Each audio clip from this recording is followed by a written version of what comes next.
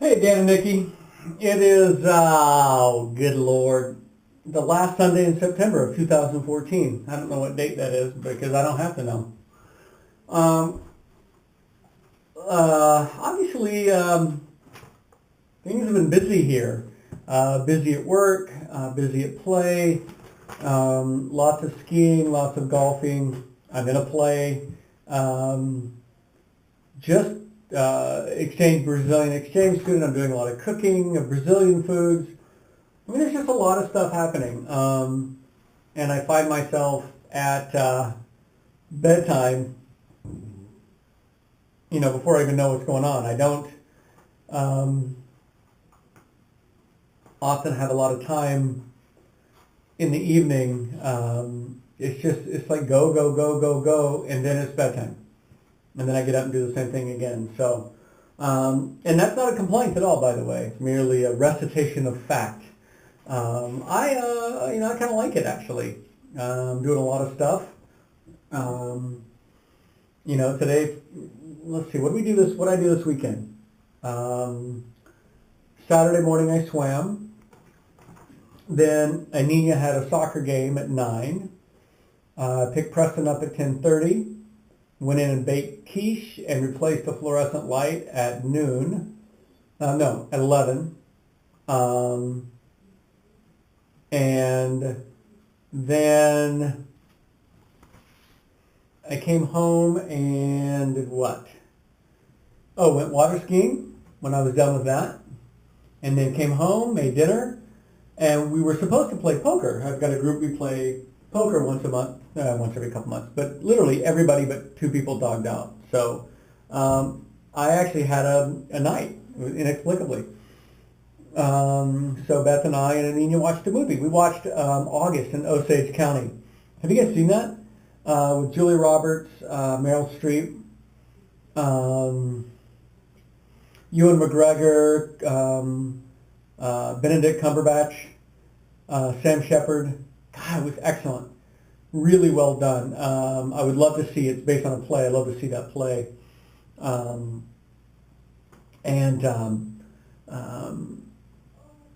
then to bed. Got up early, watched the Europe finish their ass kicking of the U.S. in the Ryder Cup. And then actually, believe it or not, I went back to bed at 10. Took a 2-hour nap. Had dreams that it snowed in September, which is really not that far off from reality. Even though this whole week it's been in the high 70s, it's just been awesome. And then,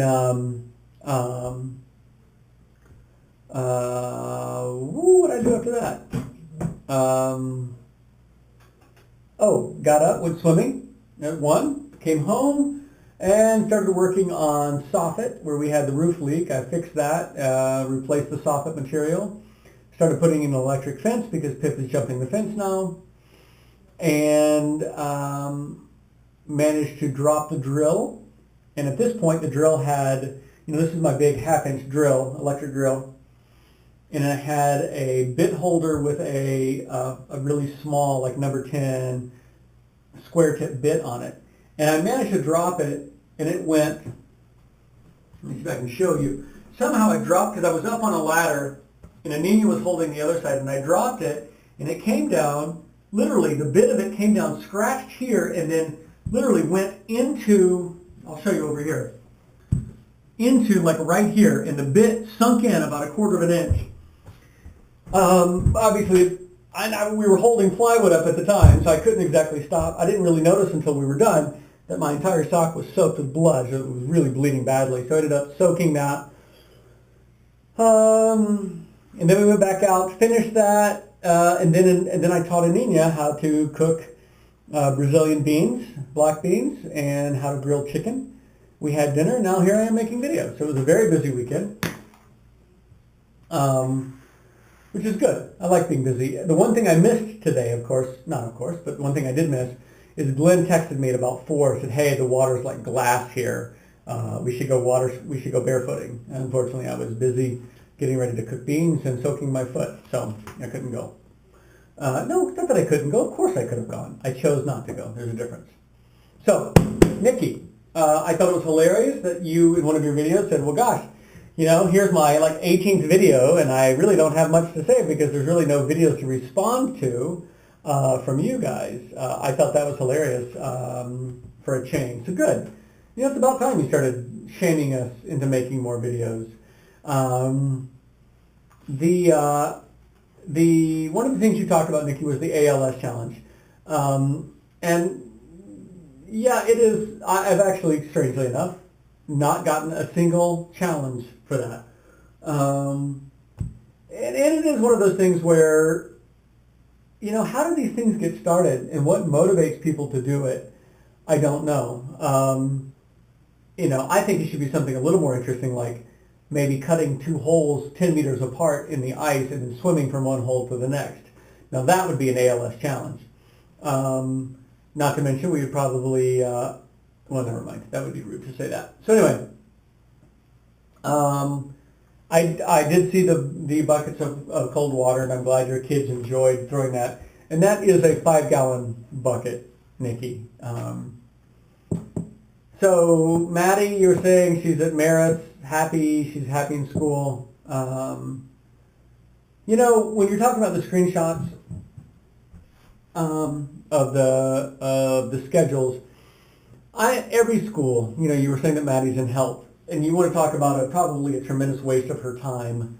Health is a waste of her time. I mean, honestly, is we really have to teach that in school simply because our parents are incapable of talking about vaginas and penises at home? I guess, but it really is. It's one of those things where it is a waste. But even in schools like Marist, I'm sure she's going to have teachers who are idiots that have been there for a while that nobody wants to get rid of. Public schools certainly had that. I mean, we had our fair share. But we also had some good teachers.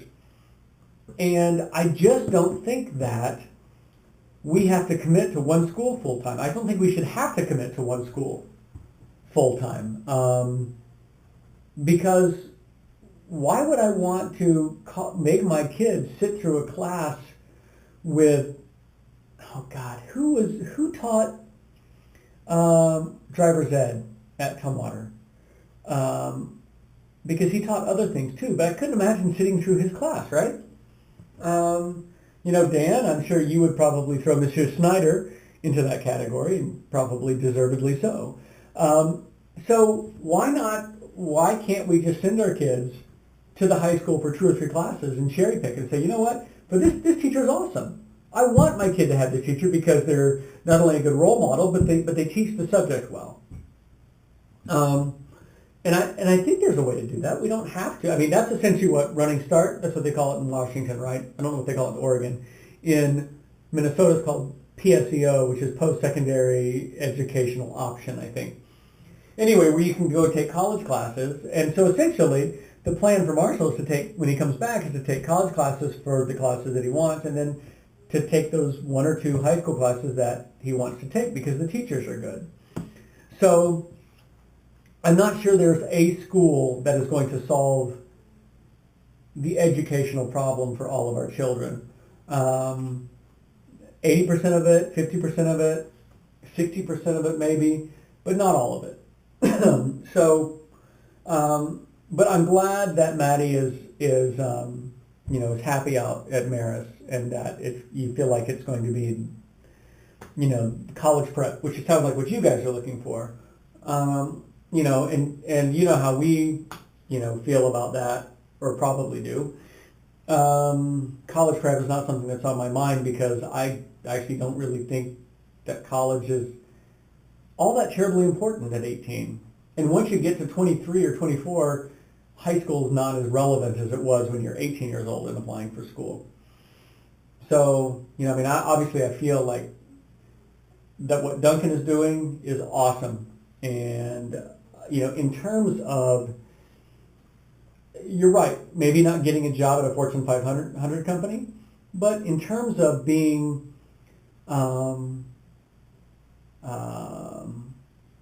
content in life, I think that's actually going to get him a long way towards that. And maybe it's just that I feel like owning a small business I know my kids have somewhere to go and somewhere meaningful that they could go if they wanted to. So anyway, but we'll see. We'll see how it turns out. Obviously, with Marshall, one of the things that we talked about is the importance of getting our kids through high school alive. A lot of parents say that jokingly. We do actually mean it. But I think that being out at Brad and Linda's is an education, is actually even more of an important education than the education he's getting doing online school. I just, again, I don't think that, he may not, through this high school experience, we'll see where it gets him and what he feels like. He still wants to go abroad and study, and I still think that's a great idea for him. So, anyway, let's see.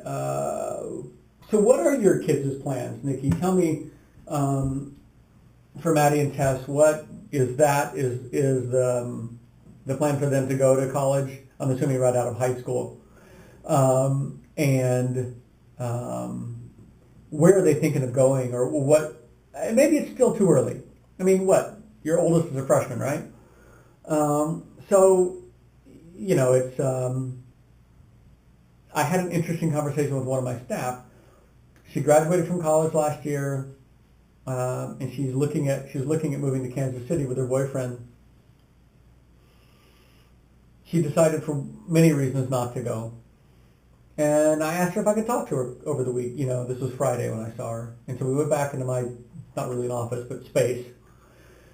And I said, I understand you decided not to go to Kansas City. What's going on? What can I do to help support you? And she actually broke down in tears and said that she just thought that when you graduated from college, you would naturally know what you wanted to do with your life. You would know where you want, what you were supposed to do, where you were supposed to go. And she didn't feel like she had an answer to either of those. Very smart, very capable. She's been a great staff member. Not a problem at all getting a job. But the bigger question for her is, what do I do with my boyfriend? What do I do with my life? Do I want to leave Winona? Do I want to leave this area?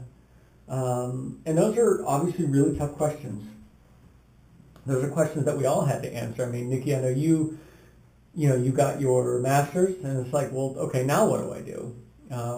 Clearly, you didn't want to be an engineer, and that's fine. So there's many ways of going through life.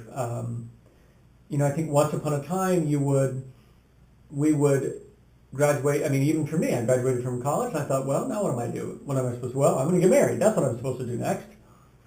And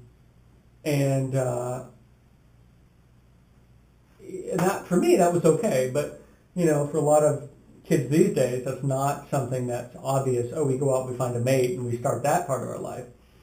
And so what I find is that a lot of them just, they might get a job, they might not get a job, or they certainly might only get the job, an okay job. You know what I mean? It's not their dream job. And what they realize is that, holy crap, life is not as simple as I thought it was going to be. I don't just come out with a degree in chemical engineering and suddenly I'm a chemical engineer. Actually, no, I end up as somebody's bitch for like 4 years. And that's really hard to swallow when you come out of college and you're not ready for that.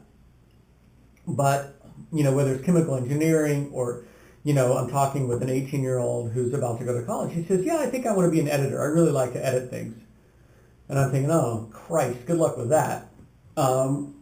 Because, yeah, she might end up being an editor, but it's she can do a lot of other crappy things first on the way. You have to be, as stay really focused in order to get to where you want to get to. And then the problem is you actually get there and you think, maybe this is actually what I wanted. This actually sucks. And how do I make sense of the last 10 years of my life working towards this and the destination sucks? So, and I told my staff member, I said, it's okay being 24 and not knowing what you want to do. I didn't know what I wanted to do at 34. And really only when I got into Mugby, and only really 5 years after the fact, did I think, this is okay. I kind of like this. I feel like I'm finally at a place in my life that's a good place, and I'm 46 years old. So, anyway, changing subjects. That is a purple toe, Nikki. That's as purple as my backs and my thighs. Very impressive. I hope you taught that chair a thing or two. So, anyway, that's all I got.